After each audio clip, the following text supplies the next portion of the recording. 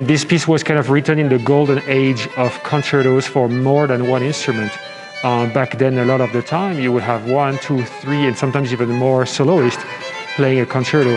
Whereas, after Beethoven's time, really, the concerto became much more of a soloist experience, one against the whole orchestra. This piece in particular is just really fun because you get to basically play a duet with a colleague, and it's really exciting to be playing off each other's ideas in rehearsal and energy in concert.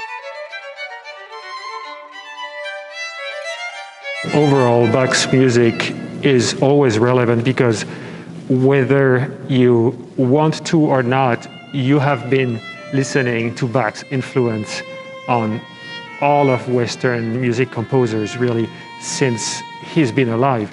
All the way from Mozart, Beethoven, everybody studied the music of Bach, and in turn you get those sequences of harmony are things that stayed on in later Western music, and even in today's pop music you'll find it.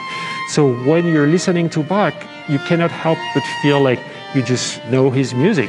And even if you've never heard this one piece, you will feel like you've heard it before because his way of composing was just so influential.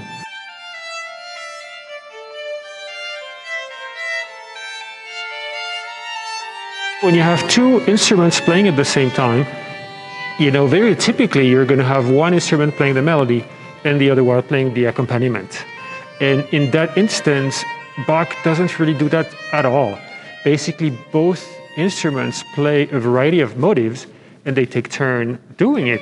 So each of us play the same thing that the other person just did or just is about to. And so in that way, it's really like a dialogue because we're repeating each other's words, but in a slightly different key with slightly different feelings about it.